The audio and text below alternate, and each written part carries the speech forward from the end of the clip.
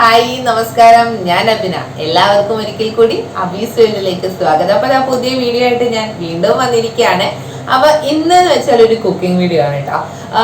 Simple ആയിട്ട് ഉണ്ടാക്കാൻ പറ്റുന്ന ഒരു സ്പെഷ്യൽ മോരുകറി ആയിട്ടാണ് ഇന്ന് ഞാൻ വന്നിരിക്കുന്നത്. അപ്പൊ ആക്ച്വലി ഞാൻ മോരുകറി കൂട്ടില്ല, പക്ഷെ എൻ്റെ മോന് മോരുകറി ഭയങ്കര ഇഷ്ടമാണ്. ഞാൻ മോര്, തൈര് അങ്ങനത്തെ സാധനങ്ങളൊന്നും ഞാൻ കൂട്ടാറില്ല.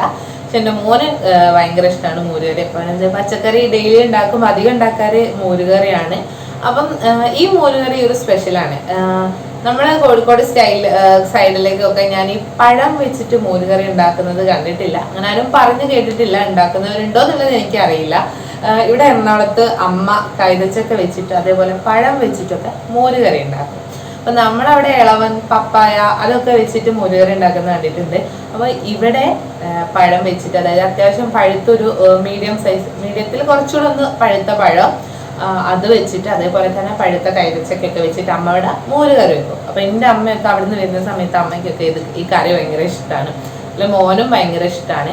അപ്പൊ ഞാൻ വിചാരിച്ചു ഇത് അറിയാത്ത ഒരുപാട് പേരുണ്ട്, എനിക്കൊന്നും അറിയണ്ടായില്ല. അപ്പൊ ഇതുപോലെ അറിയാത്ത ആരെങ്കിലും ഒക്കെ ഉണ്ടാവുമായിരിക്കും. അപ്പം അങ്ങനെയുള്ളവർക്ക് ഹെൽപ്ഫുൾ ആയിരിക്കും എന്ന് തോന്നി. സിമ്പിളായിട്ട് ഉണ്ടാക്കാൻ പറ്റുന്ന ഒരു മോരുകറിയാണ്. നമ്മൾ ഒരേ പാറ്റേണിലുള്ളതല്ലാതെ ചെറിയൊരു ടേസ്റ്റ് വ്യത്യാസത്തിലൊക്കെ കഴിച്ചു നോക്കുന്നത് എപ്പോഴും നല്ലതല്ലേ. അപ്പോൾ എല്ലാവർക്കും വീട്ടിൽ ചെയ്യാൻ പറ്റുന്നത്. അപ്പോൾ കുറച്ച് പഴുത്ത പഴമൊക്കെ ആണെങ്കിൽ തൊലിയൊക്കെ കറുത്ത് കഴിഞ്ഞാൽ ചിലപ്പോൾ കഴിക്കൂല. തൊലി കറുത്തതാണ് വേണ്ടാന്ന് പറഞ്ഞ് കഴിക്കൂല, വെറുതെ കളയും. അപ്പം അങ്ങനെയുള്ള സമയത്തൊക്കെ ഈ പഴം വെച്ചിട്ടുള്ള മോരുകറി ഒന്ന് ട്രൈ ചെയ്ത് നോക്കുക. തീർച്ചയായും ഇഷ്ടപ്പെടും എന്ന് ഞാൻ വിശ്വസിക്കുന്നു. അപ്പം നമ്മൾ എല്ലാ വീഡിയോയിലും പറയുന്ന പോലെ തന്നെ നമ്മുടെ വീഡിയോസ് ഇഷ്ടപ്പെടുകയാണെങ്കിൽ ലൈക്ക് ചെയ്യാനും കമൻറ്റ് ചെയ്യാനും സബ്സ്ക്രൈബ് ചെയ്യാനും ഒന്നും മറക്കരുത്. നമ്മുടെ ചാനൽ മറ്റുള്ളവർക്ക് ഒന്ന് ഷെയർ ചെയ്ത് കൊടുക്കുക. ആദ്യമായിട്ട് ആരെങ്കിലും ചാനൽ കാണുന്നുണ്ടെങ്കിൽ ചാനൽ സബ്സ്ക്രൈബ് ചെയ്യുക, സപ്പോർട്ട് ചെയ്യുക. എല്ലാവിധ സപ്പോർട്ടും എല്ലാവരുടെ പ്രാർത്ഥനയും ഒക്കെ നമ്മുടെ കൂടെ വേണം. അപ്പം ഞാൻ നമ്മുടെ ഡിസ്ക്രിപ്ഷനിൽ നമ്മുടെ മുന്നത്തെ വീഡിയോസിൻ്റെ ലിങ്കും അതുപോലെ തന്നെ നമുക്കൊരു വെബ്സൈറ്റ് ഉണ്ട്, അബീസ് വേൾഡ് എന്നാണ് വെബ്സൈറ്റിൻ്റെ പേര്. അതിൻ്റെ ലിങ്കും എല്ലാം ഞാൻ ഡിസ്ക്രിപ്ഷനിൽ മെൻഷൻ ചെയ്തേക്കാം. അപ്പം എല്ലാവരും അതിലൊക്കെ കയറി എന്തെങ്കിലും പ്രൊഡക്ട്സ് ഒക്കെ വാങ്ങിക്കാൻ താല്പര്യം ഉണ്ടെങ്കിൽ വാങ്ങിക്കുക. അപ്പം ഇത്രയാണ് പറയാനുള്ളത്. ഇനി വലിച്ചു നീട്ടിക്കൊണ്ടാകും നമുക്ക് നേരെ നമ്മുടെ വീഡിയോയിലോട്ട് പോവാം.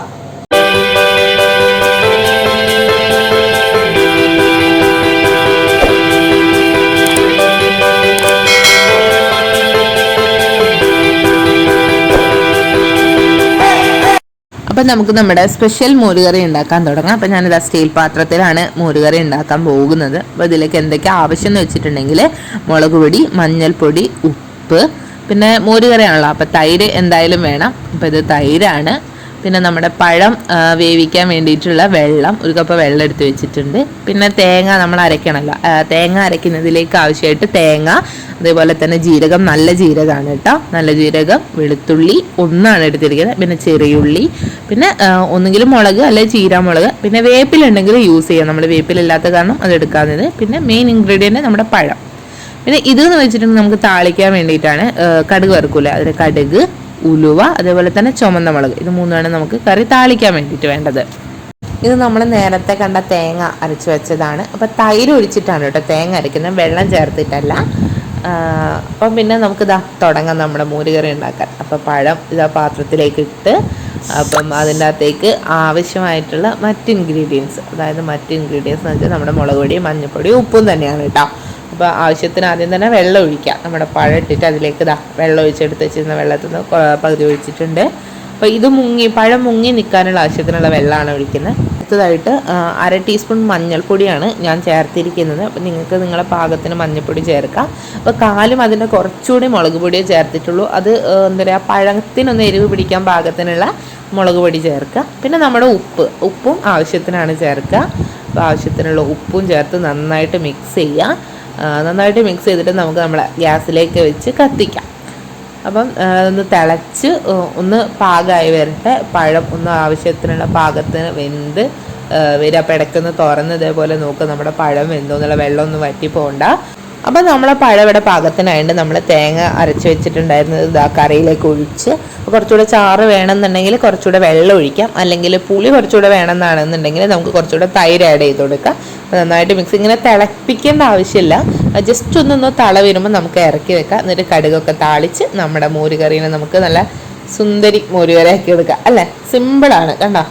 അപ്പം ഞാൻ ആദ്യം പറഞ്ഞിട്ടാണ് നമുക്ക് പൈനാപ്പിൾ വെച്ചിട്ടും ഇതേപോലെ മോരുകറി ഉണ്ടാക്കുന്നത് അല്ലേ. അപ്പം ഈ പഴത്തിന് പകരം പൈനാപ്പിൾ എടുക്കുക. ബാക്കി എല്ലാ പ്രൊസീജിയറും നമ്മൾ ആദ്യം ചെയ്ത പോലെ തന്നെ നമുക്ക് പൈനാപ്പിൾ മോരുകറി നമുക്ക് ഉണ്ടാക്കിയെടുക്കാം. വളരെ ഈസിയാണ്.